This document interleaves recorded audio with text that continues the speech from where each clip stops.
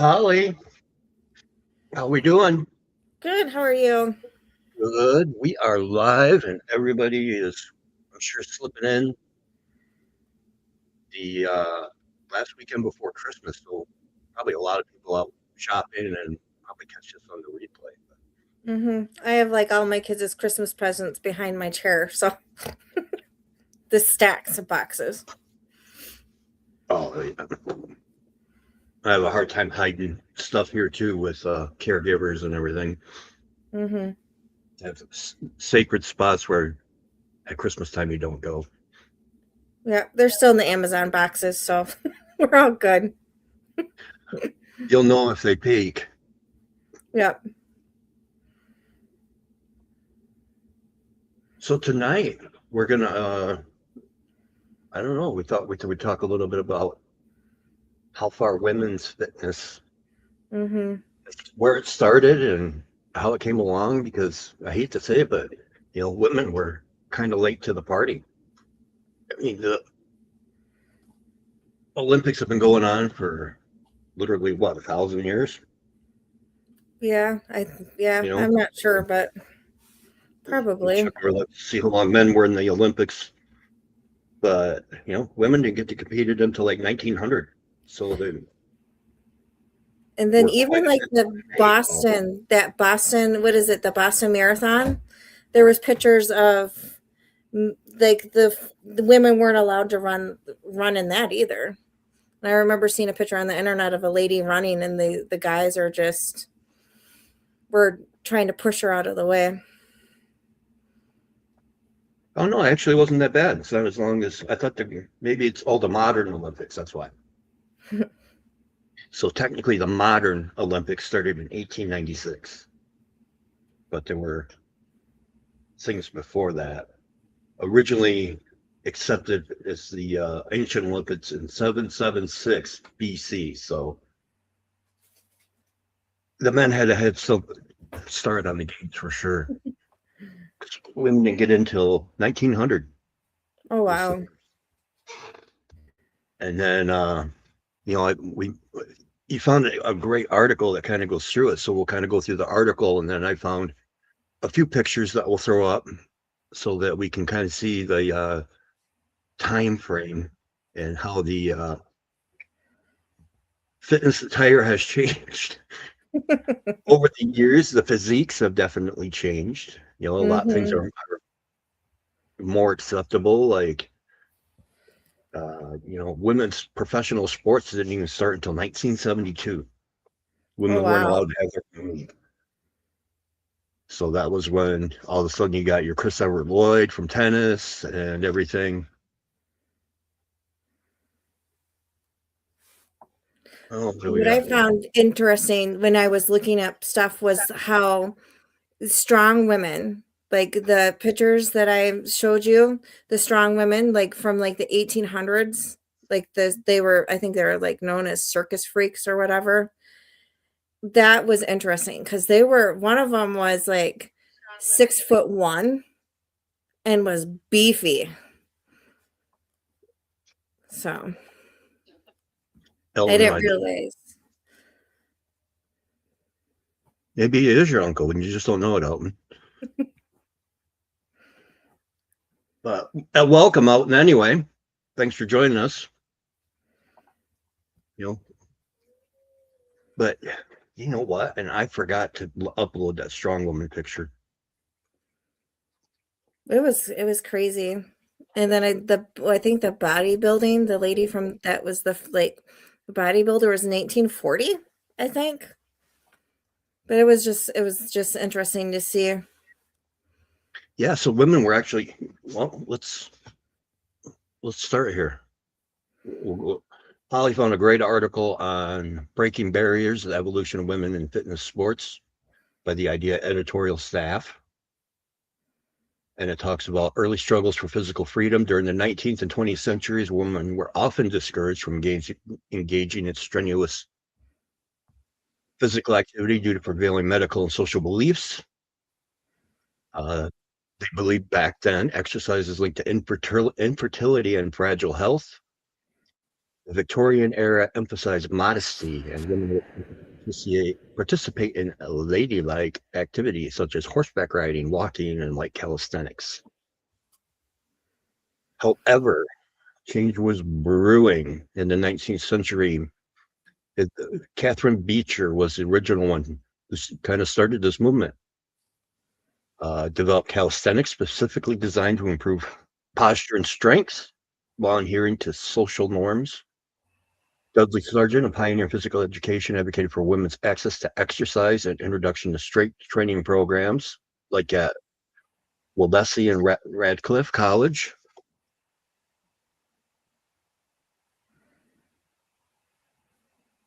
And then as we got into the 20th century, this is what the 20th century in 1900. So 1900 Paris Olympics marked the first time women were allowed to compete. They were limited to just 5 sports: tennis, golf, sailing, croquet, equestrianism, which I have no idea what that is. Hmm.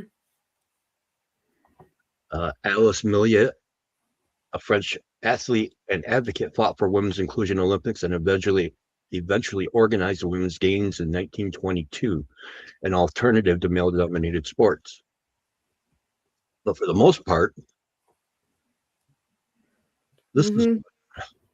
the women's fitness gyms would look like on your luxury cruises, and it was only delegated to the higher class. If you were, third class, you wouldn't get access to things like this. Not that anything like that really did any good by looking at it. You got a massage thing and trying to round the rump there with the rollers, and Mm-hmm. Yep. kind of Can you contradictory. imagine? I just can't. It looks so contradictory because we got the picture of the woman on the right, and then the guy on the right of that. So in the 20s, they got more advanced. So this is what you got access to. Yeah. Yeah. And like there was I think it's like a verbal slim. It was a vibrating belt that massaged your body. And you just stand there and they expected you to like your attire for that was like in pearls and long dresses. And can you imagine I can imagine working out on a dress. Yeah, look at that outfit. That was what you were supposed to work out in back then. Women. That is just nuts to me. I don't even like wearing long sleeve shirts because it just Can you can you imagine trying to enforce that gym code at the gym now? no. And then it says like the wellness trend, like in the article that I was reading, the wellness trend for like the 1900s to 1920 was respiratory health. So they wanted you to do deep breathing or yawning. They wanted you to yawn 6 to 8 times a day to help strengthen your lungs. On top of doing those weird machines. Yeah, it wasn't until the 50s and 60s that laying the foundation for change post World War II Americas when things really started to kick into gear. Mm-hmm. I can tell by the chat we're going to be lively tonight. People are having it up, which is good. But we'll do our most to get those comments up. 50s and 60s ushered in an era of female athleticism like Babe Didrikson Zacharias, woman of the most versatile athletes of all time, excelling in golf, basketball, and track. Fitness experts like Jack LaLanne. I mean, Jack LaLanne was around. Didn't he live to be 100? Is that the dude that used to sell the juicer? Like the juicer back in the late Yeah. 90s? Yep. I forgot all about that. He lived to be like almost 100, I think. Set all kinds of records with strength, Mhm. but Mhm. he was pushing for encouraging women to engage in strength training, challenging the myth that lifting weights made women bulky. So I had no idea he was really one of the first ones to do that. That's kind of cool. Mhm. Jack LaLanne's wife, Elaine, commonly known as the First Lady of Fitness, supported him and his vision. She continues to positively impact women's fitness today. Maybe if she's still Is she still kicking like he did? Yeah, I'm not sure. Uh, Idea Health and Fitness is proud to honor their hard work with the Idea Jack and Elaine Lifetime Achievement Award each year at Idea World. So, Nice. two of the pioneers of women's fitness were done and being honored. But I mean, that's crazy. 1960s is when women could finally get access on a regular basis to weights and things were going to be okay.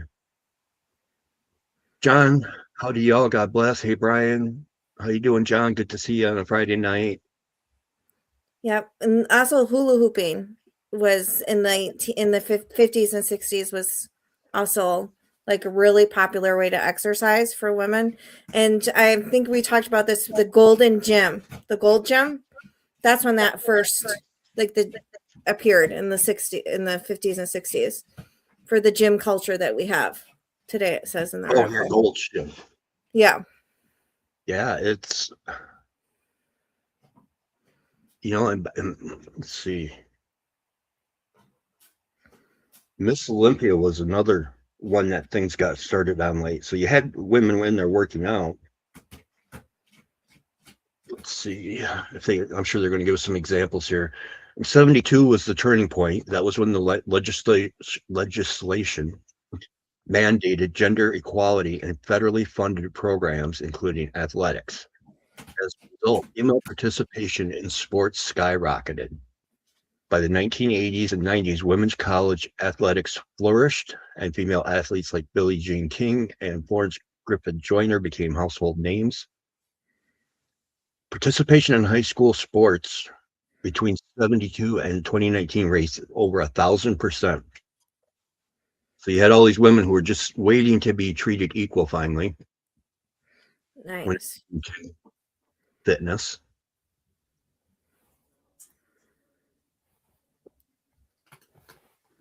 More women pursued careers in fitness, coaching, and sports administration. Professional leagues for women's, WNBA, soccer, and other sports gained traction. Yeah, so there was a big lull. It took until after World War II before women were starting to get recognized, at least being able to have access to the sports. Nice. It kind of grew, started growing in popularity, and then we hit the 80s. Is that the Jane Fonda This is era with the jazzercise and the this is aerobic Olympics? this is the girl who started it all Mm. in the 80s. That's 1980s Jane Fonda. I actually worked when I was little. I actually grabbed my sister-in-law at the time, her video, and I would work out to Jane Fonda. And she actually just put out another workout for the VR system. So in 2025, Jane Fonda has gone back to her roots in fitness. And what's funny is in the she's done a few interviews since then, and says she regrets the way she started this because what she did to attain that body was definitely not a healthy thing. She didn't go into too, like starving yourself, and uh, she had some. I don't think she ever admitted to any. The supplements back then were definitely a lot looser in restriction too. So who knows if she was taking any ephedrine or caffeine? I didn't see anything about that, so don't. That's just hypothetical on my point. Caffeine was the big thing because the 80s and 90s saw an explosion. Jane Fonda's workout tapes, VH tapes, people, half of you probably Mm-hmm. don't know what that means. But who was the other one? Susan Powell with the short blonde hair. Is it the Susan? Did the Thigh Master come out in the 80s or was that the 90s? Yep, that was right in the 80s and 90s boom. We had Richard Tony Little, Simmons Richard sweating into the Simmons, oldies. and we That had Tony one. Little pushing the Gazelle for women. I had that too when I was growing up. Um, Yeah, Amy, it was easy to get those, especially back then. But they Yep. had some weird exercises in the 80s. Have you seen the videos of like jazzercise with the lady and they're like dancing and they're like doing these weird exercises that you wouldn't even imagine would work? She's and then the videos of the dudes doing aerobics, like they had aerobic competitions, like they would like bodybuilding, and they had all these routines. Did you ever see those on the internet? No, I didn't see the aerobic ones, but Oh I yeah, mean, they're hilarious. in the 80s and 90s, they were throwing everything from uh, sticks and stones to wet tampons at the wall, and whatever stuck was the fad that they would run with at the time. Mm-hmm. I mean, here's another hottie from the 80s. I don't know Everybody who that remember is. Who is Olivia that? Newton-John from Physical? Oh yeah, You know, everybody went through that stage. yeah. Amy points out everybody loves Richard Simmons. I did his videos too. I have to admit, I'd rent them from the library, and I'd do them when I was little. I love that he was wacky, but my favorite Hmm. part was the fact that he uh he knew what it was like to be obese and then He lose that weight. cared. He You know, cared. he He cared. generally cared about everybody because Yep. he knew how hard it was to do that. Yep. And so he was a very special person during that push. Yep. He's A lot of people tried quirky. to Is copy him, you being know. quirky is great. Like it brings out you're just. I loved how he was his true self and not like hiding behind anything.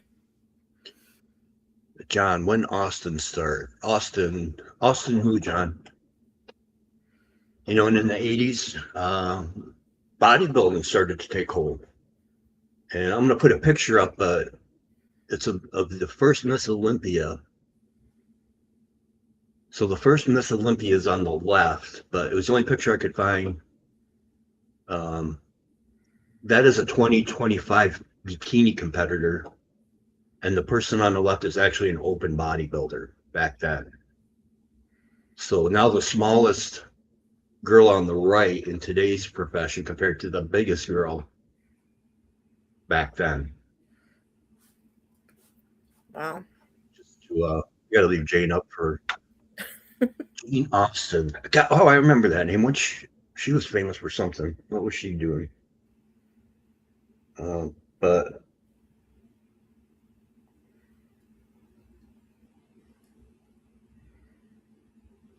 no, nothing fitness. Who else was there? But and you wanted to touch on it too, and you know, I think we got enough time we can talk about it. Is the diets back then? Mm-hmm. I was You know, just thinking on the way home, driving on home from work, and some of the oh, diets. Denise Austin. Yeah, the Who diets were insane the when she. diets back then? I know, like popping caffeine pills were like big because my sister used to do that back in the early 90s. But like, I remember buying like in the 90s, like Dr. Phil's, like he came out with a weight loss plan. I remember buying his book a Dr. long Phil, oh, time that's ago. right. And he had category. I don't even know if I still have it. I saved some of the crazy stuff. And it's like it has points or like Weight Watchers and Jenny Craig. Those were um popular back in the day. Yeah, John brought up Denise Austin, and I do remember her. I didn't remember She so much was for fitness, was but she had she like a skate machine. she was like blonde, wasn't she? I think she Yeah, was see if I could. because she sounds familiar, like she did I videos don't for know. something. I mean, she had like a cheerleader build. Hmm. You know, it really wasn't. Mm-hmm. You know, back then that was the thing. Thin was the thing, and you know, you and Mel and I had talked about before how the crazy it is. And back then, that in the 80s, 70s, 80s, you know, the perfect measurements were 36, 24, 36. And the leaner you were, It wasn't about muscle tone. It was just about being lean, having a skinny butt. Yep. And then they had the thigh master. Is it Susan Summers? Did she do Yeah, the? Suzanne Summers. Oh, Yep. yeah, and Buns of Steel. That was big. Buns of Steel. They had Amy, videos of that, didn't that? oh yeah, they had VHS ones of that. I was doing Buns of Steel. Amy WC says I was doing Buns of Steel back. My husband thought it would be easy for him, so I challenged. After about 5 minutes, he grabbed his glutes, gave an ah, and gave up. Yeah, they probably. Mm. So, I mean, all of the '80s gimmicks were just. Do you remember like in the movie Goonies where they had like that spring arm stretcher? Those were Oh big in yeah, the like 80s. Master There, Flex. and then the hand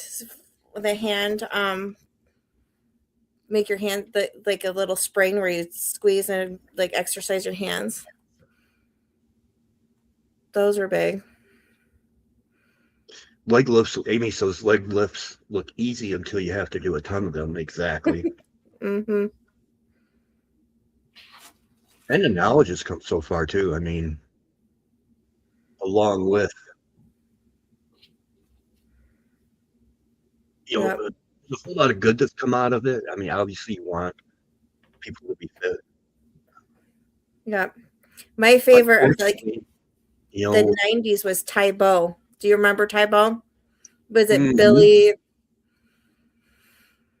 Billy Bull? Bank, Yes. I had all those. Those were that was a fun one. and all of those were geared toward women. None of those were geared toward men.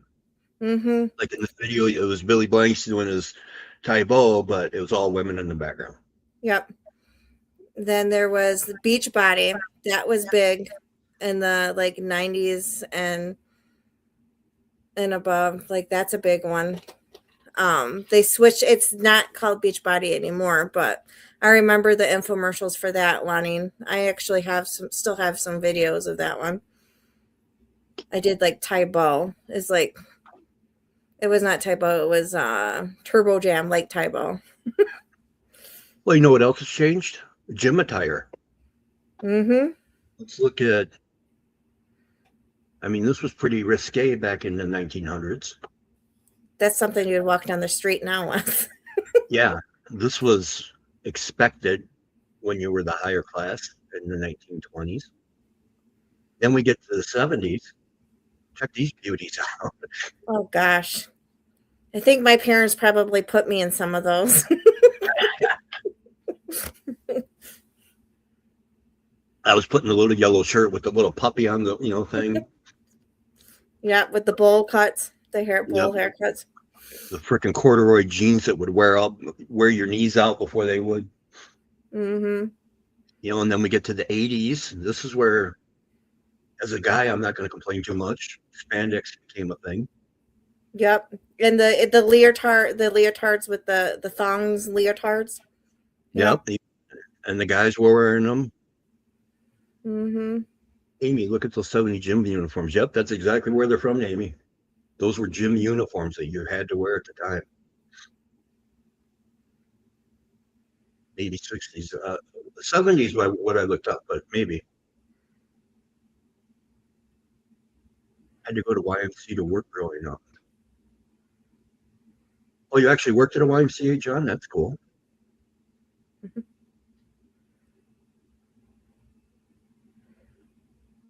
Yeah, the girls' gym wear back in the 70s. I wish I'd have put a picture up of the tank, Arnold in a tank top and the shorts, because women's gym were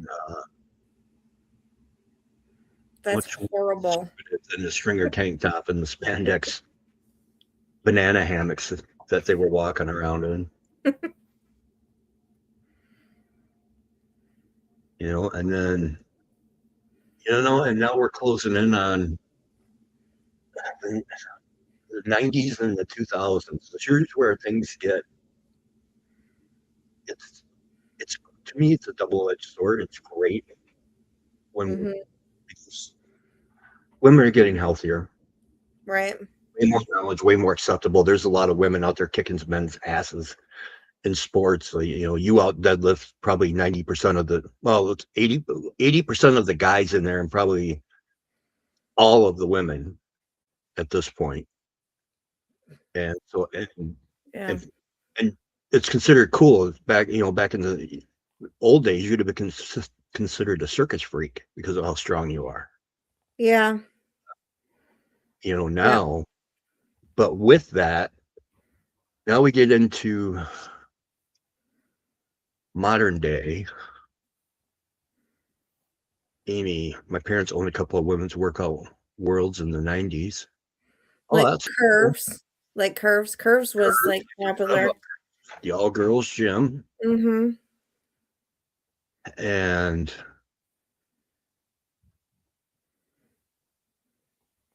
Amy, I'm going to touch on it. I don't want to get too deep because I don't want to go out of bounds with this one.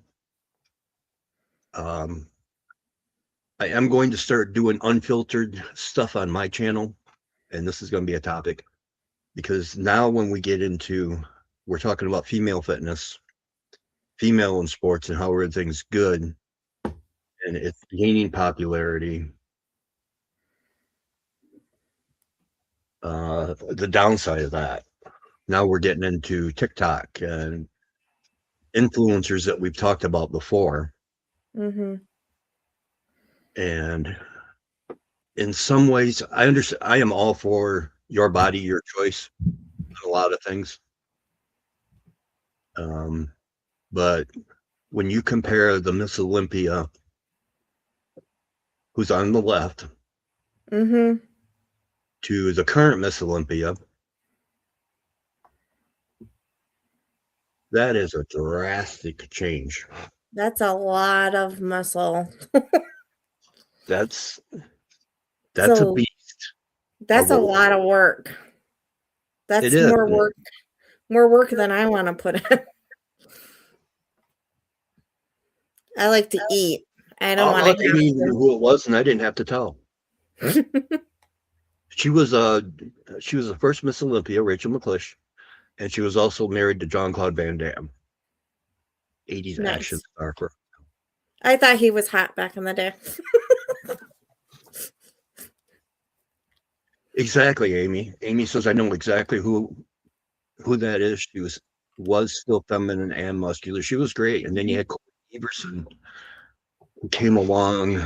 I didn't put her picture up, and started pushing the muscular boundary a little bit. And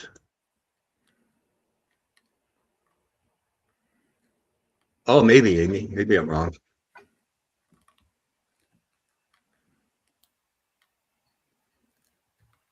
but yeah, now you've got these women, and now you've got the TikTokers who look more like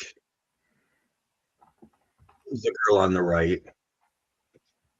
That's a little more. Mhm. How do I put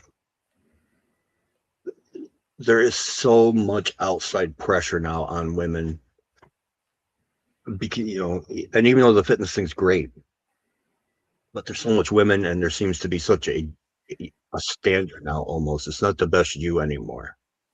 Yep. It should be. It should be celebrated and people should be encouraged to come in and work in, but they should have the same real expectations too. Yep. So I Yep. mean, they're And in a for me, in all honesty, I'd rather have the body of the older picture than the body of the newer one. In all honesty, because the first one is more realistic than the second one. For me, it is. yeah, and I think a lot of people will too. I got to check. Amy's got me confused on. I You got to gotta check check to on. see who is Who's Amy married. going to check for me? Yeah.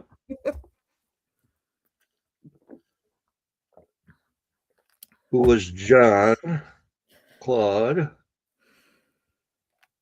married to? Oh, she's right. Son of a biscuit eater. Gladys Portuguese. Oh, he's been married a few times.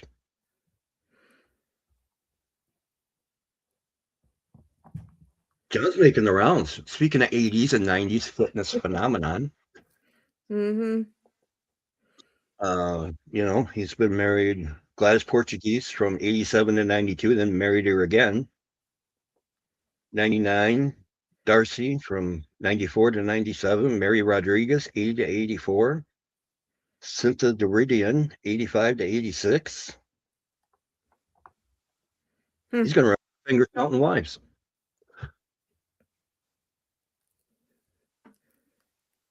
That's a John lot. definitely.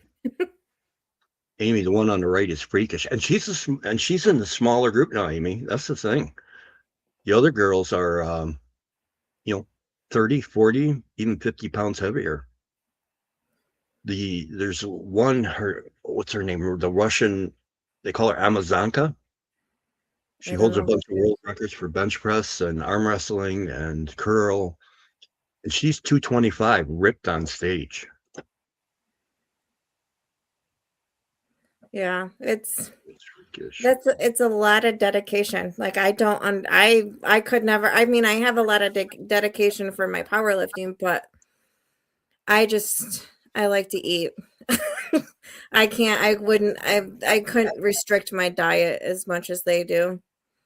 More power to them, even if they're not natural. Yeah, and you see, I wonder who actually restricted it more now because back when you got Rachel there on the left, there were no uh, chemical enhancements.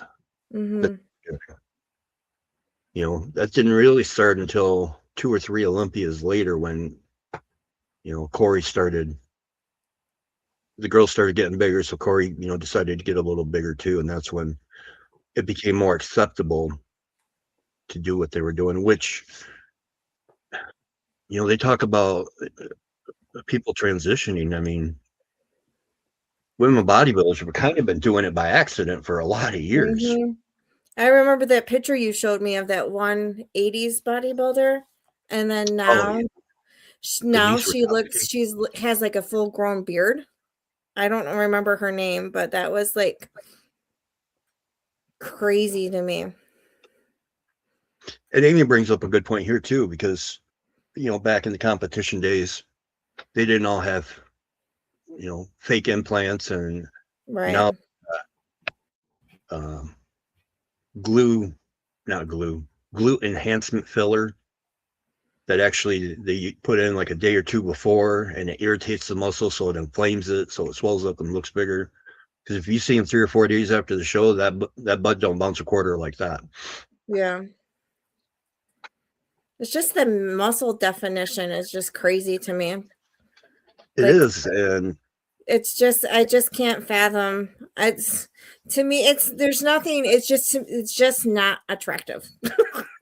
I mean, just for me, I'm a, um I I like rather to, look like the 80s lady. and that's what Amy's saying here. That I like to look at Linda Hamilton's arms in the Terminator. Oh, she was muscular. I remember watching those movies when I was younger, and she was awesome. John hormones. Yeah, there's definitely a lot of extra hormones in now, and even in the male bodybuilding and fitness industry, everybody said the 80s and 90s were the golden era. It was the best it was going to be, and it's funny to hear some of these guys coming out now and actually calling out modern bodybuilding and fitness influencers and things like that, because it's all about being big. I mean, even the females, it's about you Mhm. being big. Her waist isn't that tiny, Mm-mm. waist. But look at her six pack. That is Yeah. just it's crazy. It's just crazy. And it's the sun, the tanning. I isn't it doesn't the tanning when they do have to tan, like do the fake tan that pops out the muscles too, Yep, you makes got them to do look a fake big. tan. You got to get oiled up. And it was funny because during a bodybuilding seminar I went to, um, oh, I'm trying to remember the guy's name, John. Anyway, he was a local boy who had turned pro bodybuilder, and he was giving a posing and prep seminar. Mm-hmm. There was a question I wondered, and but was too shy to ask. You know, it was like, you know, as far as black people go, do you tan?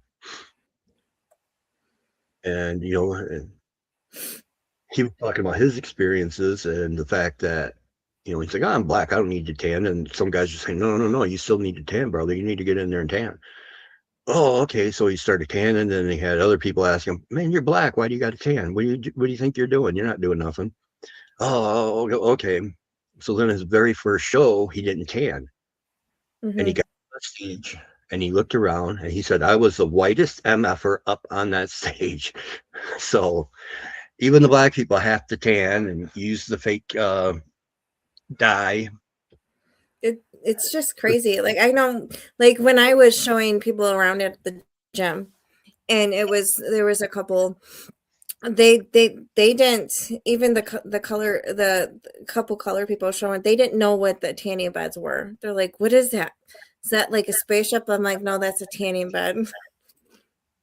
Yeah, it's just one of those things that, you know, take for granted that everybody knows Mhm. about, and Mhm. they don't. Yep. I didn't Especially realize with, Olivia Newton-John was into like had fitness videos. I think she didn't do a whole lot with it. She got in great shape, but her Mhm. song "Physical" is what. And then they made the video of her doing the aerobics and everything with the song. Oh, So that okay. kind of put her into that category because she lost so much weight. Because if you compare her there to like Grease, where she played Mhm. Sandy, you know, Mhm. there's a big difference in. But the diets for women were horrendous back then. I remember a coach prepping a girl, and she didn't need to lose a lot of weight, but it was lettuce 4 times a day, and then she would get 4 ounces of chicken, half a cup of cottage cheese, and more lettuce. And then on her cheat day, she would get 2 meals of rice and chicken and a half a cup of ice cream. Wow. That was until 12 weeks out, and then she didn't even get that. So what is the average calorie intake for average bodybuilder then? Since I don't bodybuild, I'm just curious Yeah, it all depends on your size, on the how big you size. are, how much, because, you know, um, how much muscle you're carrying. Like Craig's calorie intake's gonna be way bigger than mine because he carries so much more mass. Um, Because and it's if they're enhanced or not, that's the other thing. yeah. The enhanced guys, you know, 5, 6,000 calories a day, and that is Dorian Yates. I can quote because he's my favorite bodybuilding of all time. Was he was 6,500 during his bulking, and Hmm. then he get down as low as 4,000 during his prep, which is Wow. still double, almost double what I intake for cutting. So the chemicals do a lot. Wow. Oh yeah, liquid fasting. Like Yeah, I forgot about that. yeah. Or and Liquid there was like the protein. cabbage diet. Do you remember the cabbage diet? Did you ever hear about that one? Vaguely remember that. They had the cabbage diet. They had the, what Slim was it? fast. That was This was my in mom the used to buy 80s when that. the supplements started to hit. And oh my God, I would do anything. I was 165 pounds back in the day. And I would do anything to get big. So I would spend my money on any supplements. You know, Joe Weider, Arnold had a protein shake. That was how he got big. That's what he said. And that stuff, I swear, you needed a concrete mixer to get it to mix up. It tasted like dry concrete, but Ew. then I'd be willing to do that. So they were just inherently gross, Oh, and that sounds gross. they have come so far as taste and stuff that actually works. But Mm-hmm. yeah, Amy, exactly, gaining it all back because Yep. once you actually started eating food instead of pooping cabbage 24/7. Yep. Yeah. What people don't realize is you have to, like, there's just no magic pill. So like I went on the high protein diet, and I ate all the protein. I lost 68 pounds. And then I went off the challenge I did with the gym I was before I went started working out at the regular gym. It was a women's gym, and I gained it all back within a couple months because I was never taught proper nutrition and how to keep it off. I was just taught to eat as much protein as you possibly could. Yeah, the problem people do is, I mean, not only going back to what they were doing beforehand, but your body has a thing called homeostasis that it likes to stay a certain way. Mm-hmm. So, like, you hit a weight. Let's use mine. Um, my body is pretty comfortable between 265 and 270. So when I lose weight, I got down to 250, and uh, and I was just guilty of it. Once I hit 250, life happened. I started eating again, so I put it back on like that because your body wants to get back to Mm-hmm. weight. So in order to Mm-hmm. maintain that lower weight, you have to get there and maintain it. And a lot of the times, it's about 3 months. Once you hit right around that 12-week mark, then your body resets to be happy at that weight. And I mean, that only goes so far down, but um, Yeah. people will get there and then go back to what they were doing, and then they can't believe how fast they put the So weight back up. when did bariatric surgery become popular then? Because that was like that that was a lot of people were doing that. Oops. Because there's just so much out there that Yeah, and I mean, luckily it's become safer, and I want to say it's probably been around a while. I think yeah. Started getting big in like the 90s, I want to say. Because there was like a pill in the 90s. I remember because one of my family members took it. It was like this pill the doctor was prescribed, and it was like sort of like that. Do you remember the over-the-counter pill that you could buy and you'd eat, but you couldn't eat so much fat or you'd end up having bathroom problems? It was like it wasn't a, it started with an A or something. Because like all the grocery stores sold it. It was that kind of form, but the doctors would prescribe it. And my family member ended up having to get like think their gallbladder out because of they were taking those pills. It's crazy. 60s it started. The 60s? Yeah. And back when they were doing it, initially it was inspired by patients for losing weight after stomach surgery for ulcers. Hmm. The initial bypass caused bile reflux, leading to the development of Rauch's ENY gastric bypass, which rerouted the intestine and became the gold standard. Because Amy mentioned that they used to staple the stomach. So, um, and another thing that they used with it was in 1977. They started wiring your jaw shut. Oh gosh.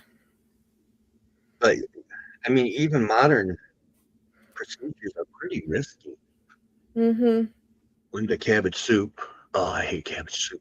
I hate the smell. I've never had it, but I remember like my mom made it a couple times and it just looked gross.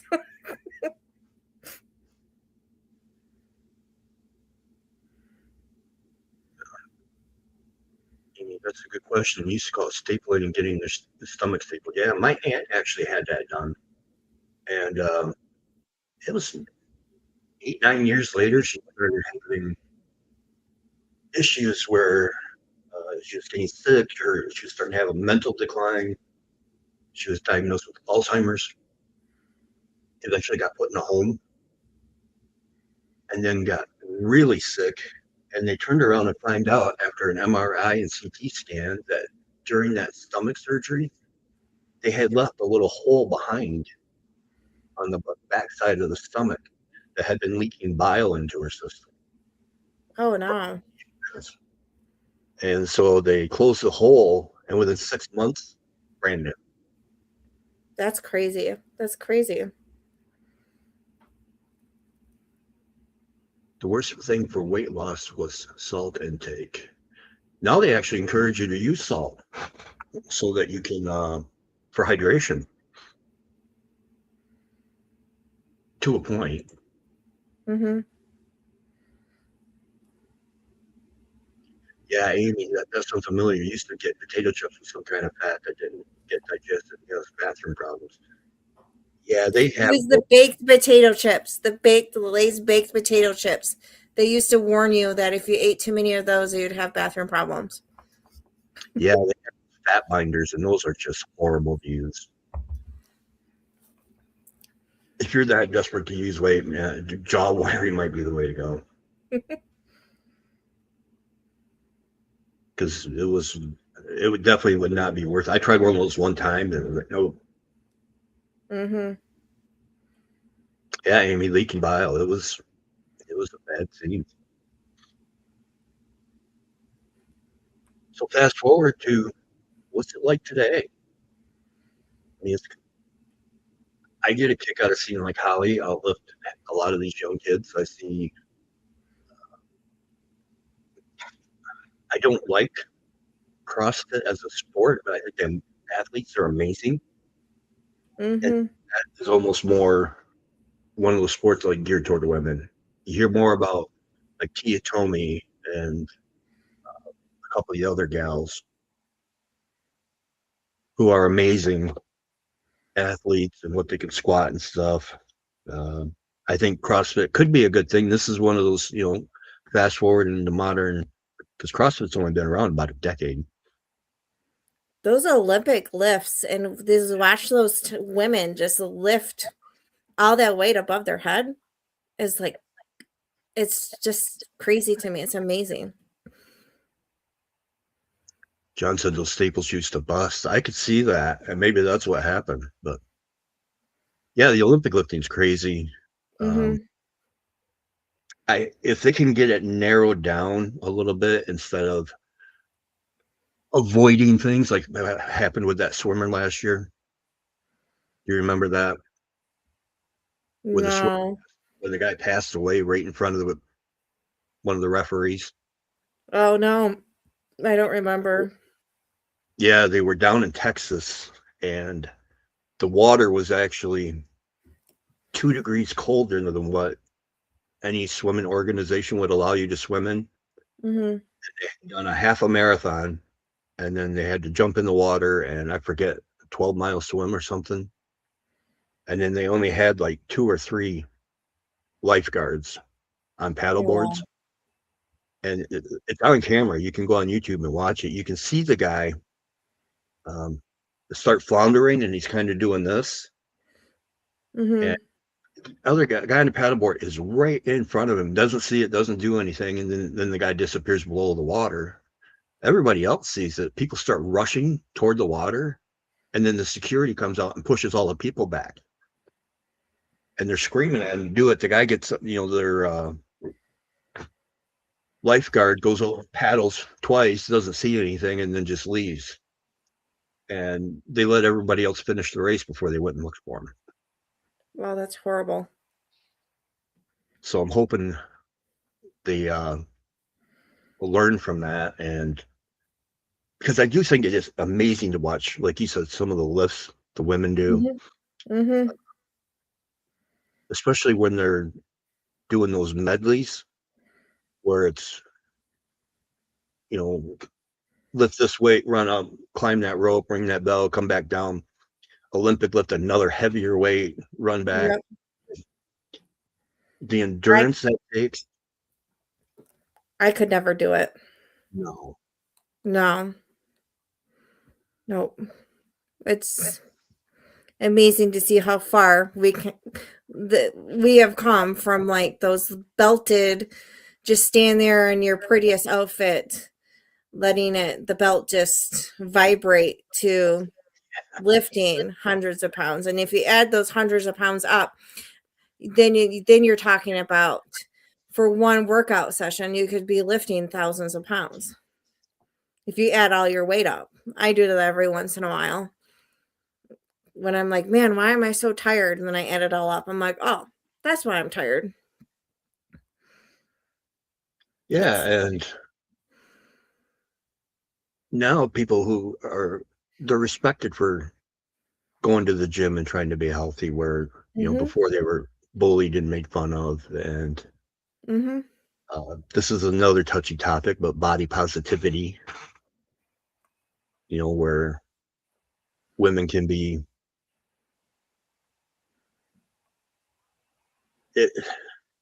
it conflicts with Instagram is the problem, right?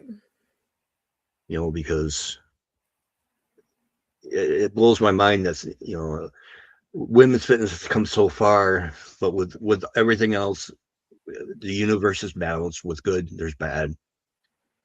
We're on this constant scale. It's great that women's fitness has come so far, that women's sports has come so far, that they're just being amazing athletes. What's sad is now you got men who suck in men's sports trying to get into women's sports because they've gained such popularity that they want to try to steal some of that thunder, which is sad. Yeah. And then if you're, and now if you don't have 10,000 followers on TikTok, you're a nobody. I mean, there's just a lot of pressure, and then you have the women putting the pressure on themselves, because if you could see the most perfect, what you would think of the most perfect the perfect lady with the perfect body, and you think their life is perfect, and they have this little voice in their head, body dysphoria, telling them that you're not good enough. And then they reach out and look for someone on Instagram, like an influencer, and think, oh, I need to be like this person. And then I was hearing that skinny is becoming popular again, like it was in the early, like late 90s, like when I was in high school, the 90s and early 2000s. It's becoming popular again. Yeah, I'm still trying to figure how far that's going to go. Because we went with the anorexia,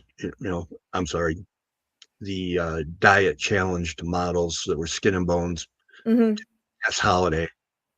And now that's kind of, like you said, it's circling back. I'm wondering just if it's going to go to that extreme or not, though, because YouTube's cracking down. Okay.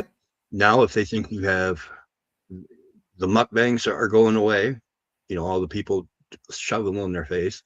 And people with a disorder who are skin and bones are going away too. So they're going to have to find a fine line if they want to maintain a social media presence.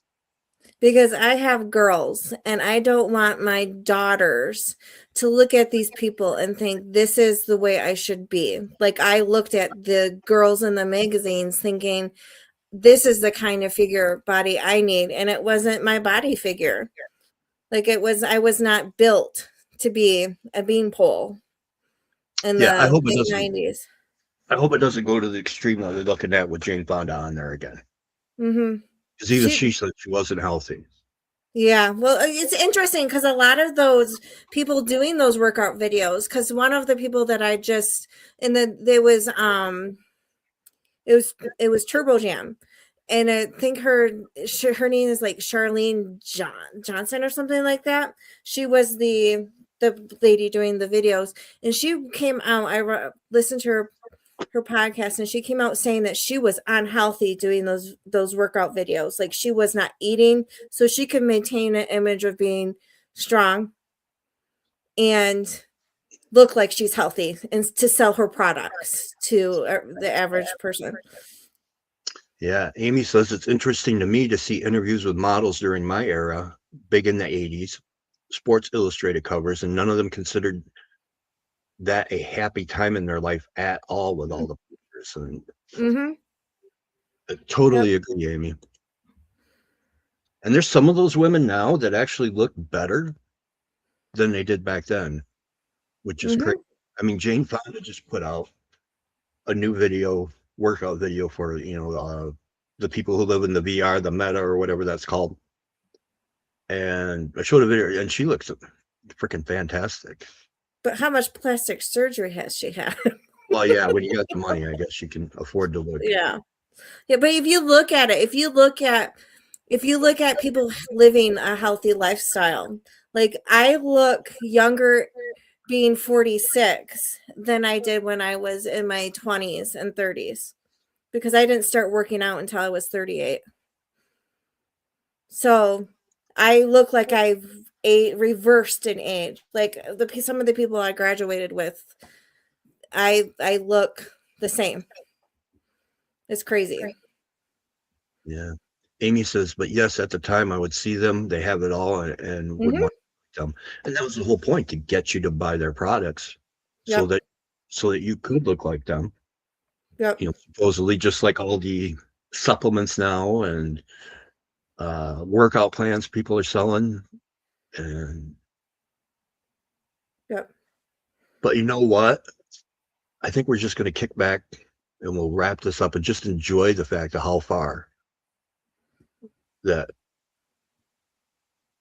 the fitness world has come in general, but Mm-hmm. especially for women. Um, Mm-hmm. you got, the women have taken a lot of flack to get here. Yeah. It's, and with social media, there's even more flack. There's more pressure. So and some of them, it's just like anything else. Some of them love the pressure. Others, like you and I, would just prefer to remain anonymous and do our thing in our corner and Mm-hmm. get our lift done and be home. We don't brag about our numbers or No. like that. We let you do your talking on the platform. And the only reason why I post my videos is because my powerlifting coach, that's how he critiques my videos to tell me if I'm lifting properly or not, or what I need to do to work on for my next meet. Otherwise, I would not post my workouts, my lifts. At the same time, yours is pretty inspirational too, because of the fact that how far you've come in your Mm-hmm. journey, and the increase, and people can go back now and see those videos, and Yeah. where I'm past my time. There's no going back to take 165-pound me and at my best 292-pound me. So it's good to have videos of it. You're not, how do I say this? A woman with a big heart who hasn't is just a generally good person with a big heart, a great mom. You live a modest lifestyle, Mm-hmm. not one of those, you haven't let your success go to your head. Hey, I'm the strongest freaking woman in the state and I got the medal to prove it. You're still one of the most humble people I know when it comes to that. Mm-hmm. Linda says, Merry Christmas. Merry Christmas, Linda. And for somebody who doesn't like the F word, F4K in your name, come on. But all right, with that, we got to wrap it up. So everybody, I'll be back on at 9. We're going to talk a little Bigfoot horror stories instead of Christmas stories. But anything you want to say, Holly? You need to give yourself a plug. You got stuff coming up, so let's do a plug for Holly. Oh, you mean what I just? You mean Your what I? store and What? your store and Oh everything. yeah, I am opening up. I'm taking the leap of faith and opening up an Etsy store. I make my own soap. And I pick dandelions in the spring and I infuse them with olive oil. And I take the the nourishment from the dandelions soaking in the olive oil to make my soap. And so I'm going to sell soap, fire starters. I'm going to sell oil diffusers. I've been working really hard at taking what nature and what nature provides us and our ancestors back in the day used to do, and take that and put that in my everyday life of like um red cloves, pine needles, rosemary, there's thyme, and I'm making soap, and I think it's great. I've been making my own soap for a couple of years, and I thought it's peaceful. I'm all for living the peace, and um so I decided to make it into a business. And if anybody has questions on natural remedies, DM Holly. I hate to put her on blast, but she makes the best cough syrup and has really helped me out in a pinch many times. And love her like my sister and my older, younger, smarter sister, because she's helped me out big pinches a lot of times. So, on a personal note, thank you for that, Holly. I love you and your hubby, Chris. Crazy family in the tail. So, We love you too. Amy says, let us know when it's up and running, and we I will. will. It's Earthly Tones MI is what it's called. I have I just have to start posting pictures because my son is gonna make shelves and stuff too. Oh, I John. I don't sell. I have bees, but I have 3 beehives, but I don't sell my honey. I don't make. I like to. I did 55 pounds of honey. 55 pounds of honey this year, and I kind of save it for myself to last me. It is that yummy, folks. I'm telling you. Every once in a while, she's not looking, so I take a fingerful out of the jar at work or something. All right, with that, from coast to coast, around the world, everybody have. Oh, Amy, that's funny. Honey selfish, exactly. Coast to coast and around the world, everybody have a great night. Please have a Merry Christmas. Love one another. It's that time of year. Even if we're at odds with people, we can put it aside just for a few days and be kind. So everybody have a good night. I'll talk to you in a minute.